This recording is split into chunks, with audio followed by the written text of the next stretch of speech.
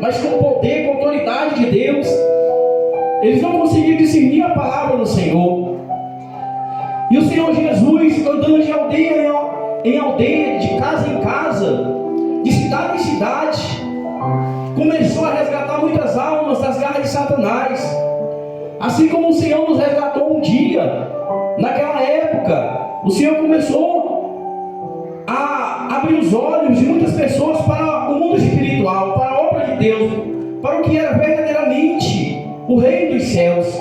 Aleluia. E o Senhor Jesus, fugindo dos fariseus, porque era um povo invejoso, um povo religioso daquela época, que tinha muita inveja no Senhor Jesus, porque além de ter muita palavra, o Senhor Jesus tinha muito poder, tinha muita autoridade, tinha intimidade com Deus, e Deus operava sinais, prodígio e maravilha por intermédio da sua vida. O Senhor Jesus intentou passar por Samaria. Sabia ele que existia aquela mulher lá. Ele queria ter um encontro com aquela mulher.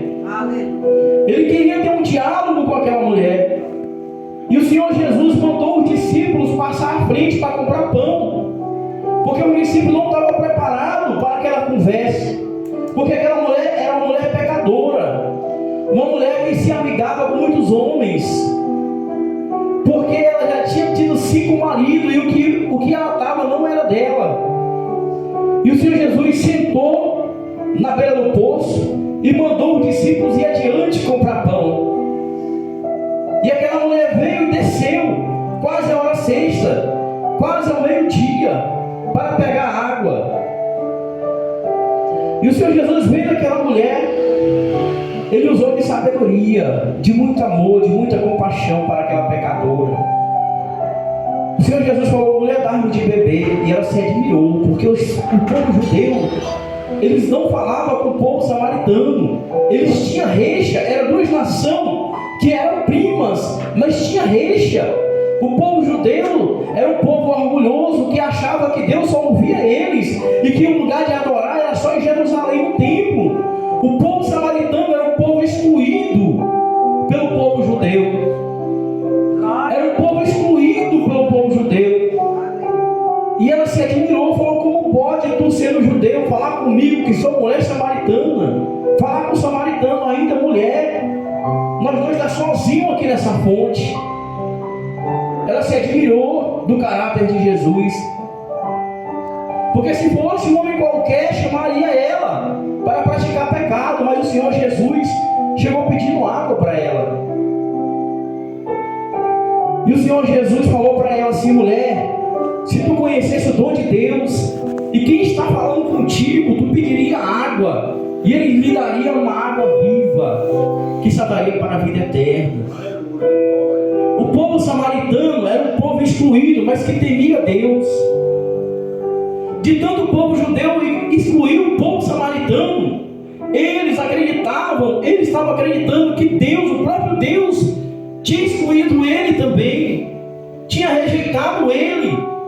Mas o Senhor Jesus, Ele veio mostrando algo diferente para aquela mulher, algo diferente para aquele povo. E eu lendo essa palavra, eu vejo que acendeu uma chama no coração daquela mulher. Acendeu uma chama de esperança. Assim como eu e você, quando o Senhor Jesus nos aceitou, porque não foi nós que aceitou Jesus, foi Jesus que aceitou a gente. Acendeu uma chama em nosso coração. A gente passou a viver diferente, a pensar diferente, porque a água que o Senhor Jesus ofereceu para a mulher samaritana, o Senhor nos deu de beber desta água. E surgiu uma fonte de vida eterna na minha vida e na sua vida, a qual essa fonte tem que ser regada dia após dia, a qual essa fonte ela tem que ser alimentada dia após dia, uma busca incessante. Aquela mulher participava de um povo que estava excluído pelo homem, mas não por Deus. Pelo homem poderia estar excluído, mas não pelo Senhor Jesus. A palavra do Senhor diz que todos nós pecamos e estávamos destituídos da glória de Deus. O homem não tinha parte com Deus. O Senhor Jesus veio para mudar a história do homem, a história da humanidade. a nossa história. O Senhor Jesus se manifestou para trazer esperança ao nosso coração, porque nós estávamos separados de Deus. Tinha que ter um sacrifício, tinha que ter um sacerdócio santo, tinha que ter um plano divino para reconciliar o homem com Deus, porque depois que o homem caiu no jardim do Éden, fazendo aquilo que Deus não tinha ordenado para ele, ele foi desligado de Deus. E naquele momento a mulher se admirou, falou assim: tu não tem um cântaro, tu não tem um balde para pegar água, como que tu pode me dar água se tu está pedindo água para mim? Como que pode isso? E o Senhor Jesus, para demonstrar que verdadeiramente ele era um homem de Deus, ele era um profeta, ele começou a revelar a vida daquela mulher, algo que era oculto, porque era a primeira vez que os dois estavam conversando. Ele falou: chama teu marido. E a mulher falou assim: eu não tenho marido. E o Senhor Jesus, onisciente, onipotente, um Deus misericordioso, conversando com a pecadora que não tinha esperança, mas oferecendo para ela uma solução, estendendo a mão para ela. O Senhor falou: disseste bem, tu foi verdadeira, esse é o caminho certo. Tu falou que não tem, porque tu tiveste 5 e o que tu está agora não é teu, tu tomou de outra. A tua vida está toda errada. Mas eu vim aqui para endireitar ela. E ela, eu vejo que tu é profeta. Eu vejo que tu é profeta. O povo judeu fala que em Jerusalém é um lugar de adorar. E Jesus fala: mulher, chegou a hora, e a hora é que Deus procura os verdadeiros adoradores, que adorarão o Pai em espírito e em verdade. Não é nem em Jerusalém, nem no monte, é em todo lugar. É o lugar de adorar a Deus. E aquela mulher, ela ficou tão admirada, ela ficou tão preenchida. Veio um sentimento no coração dela tão grande, que ela não se conteve. Ela correu até a cidade e anunciou ao povo: eu encontrei o Messias.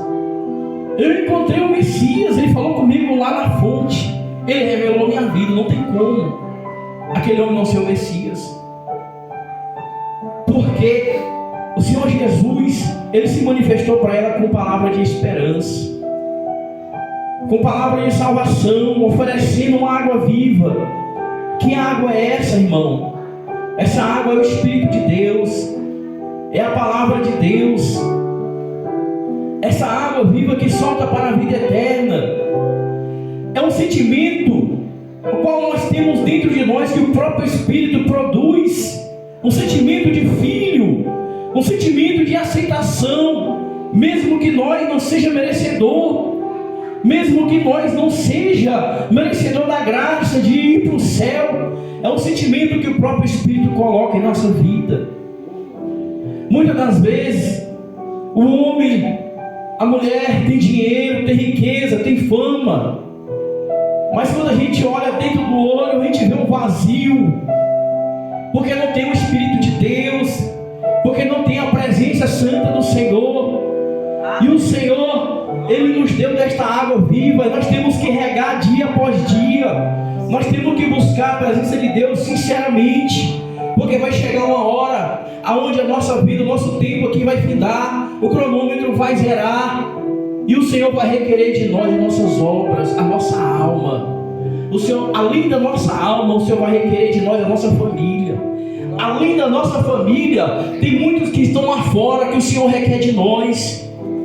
O Senhor vai requerer de nós, mas para a gente oferecer algo para este povo sedento, a gente tem que estar preenchido, tem que estar cheio da presença de Deus. Jesus, primeiramente, ele foi batizado, o Espírito de Deus desceu sobre ele, João testificou, ouviu-se uma voz no céu: esse é meu filho amado, em quem eu me comprazo, em quem eu tenho prazer. E o Espírito de Deus já conduziu ele para o deserto, para jejuar e orar, buscar a presença de Deus.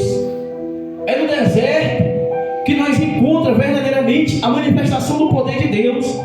Foi no deserto que Israel presenciou o mar vermelho se aberto. Foi no deserto que caiu o maná para o povo de Israel. É no deserto que nós temos que adorar. A nossa escola é no deserto. A gente tem que se encher primeiro para depois ir pregar para os de fora. Não tem como a gente oferecer algo se a gente não tem. Não tem como a gente ajudar uma pessoa que precisa de ajuda se a gente não tiver o recurso para ajudar. É necessário